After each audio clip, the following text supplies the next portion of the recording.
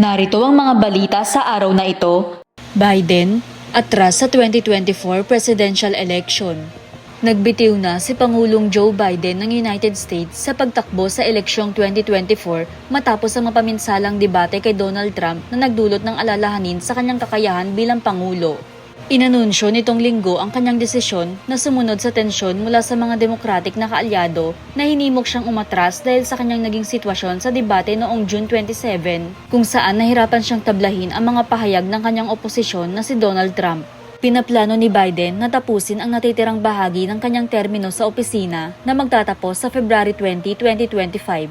It has been the greatest honor of my life to serve as your president, and while it has been my intention to seek re-election, I believe it is the best interest of my party and the country for me to stand down and to focus solely on fulfilling my duties as president for the remainder of my term. Saad ni Biden sa isang liham na ipinost sa kanyang X account. Pinatunayan naman ng White House na lehitimo ang liham. At narito naman ang mga balita sa ating bansa. Chacha, tablado sa Senado. Tinanggihan ni Senate President Francis Escudero nitong Lunes ang mga mapanirang panukala tulad ng pagbabago ng konstitusyon at inilatag ang mga plano sa lehislatibo ng Senado sa ilalim ng kanyang pamumuno sa ikatlong regular na sesyon ng ika-19 na Kongreso.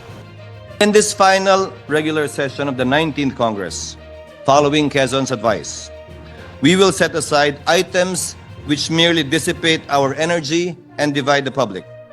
For this same reason, pending bills on charter change will be placed in the back burner and will follow the ordinary and regular process of legislation, if at all. Sinabi rin ni Escudero na tatalakay nila ang mga items sa karaniwang agenda ng lehislatibo na nabuo kasama ang executive at ang mga pinangalanan ng alinman sa Kamara o Senado. Binigyang diin ni Escudero na ang pangunahing tungkulin ng mga senador ay maging chief common sense officers of the government. Ngayon naman ay dumako tayo sa balitang showbiz. 2NE1 magsasama-sama muli sa isang concert sa Oktubre. Inanunsyo ng YG Entertainment founder na si Yang Yun-suk na magbabalik ang K-pop girl group na 2NE1 sa music scene sa pamamagitan ng pagdaraos ng isang concert.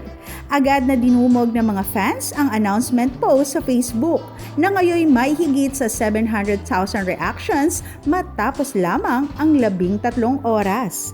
Ipinost ng YG Entertainment ang isang larawan ng 2NE1 sa Facebook at isinulat na, "Welcome back 2NE1."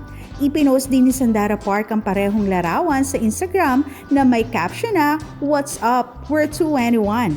Welcome back. #BlackJacks, #2NE1, #YG, #welcome_back."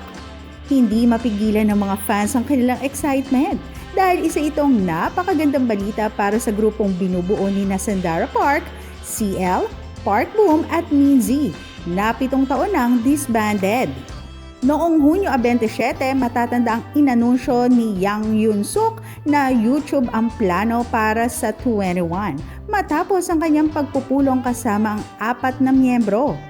오늘은 여러분들께 기쁜 소식을 전해드리고자 이렇게 인터뷰를 하게 되었고요. YG에서 처음으로 걸그룹을 발표했던 것이 성공했던 것이 2NE1이었었죠. 2NE1 멤버들이 2NE1의 15주년을 기념한 콘서트를 열어보고 싶다라는 의견을 저한테 전달을 했고요. 올해 안에 2NE1의 공연을 성사를 시켜보자라는 즐거운 만남의 자리를 가졌습니다. Inihayag naman ni Yang Yun-suk na ang concert ng 2NE1 sa Seoul ay gaganapin sa pagsisimula ng Oktubre. Ako si Jenny Rose Albason, nag-uulat.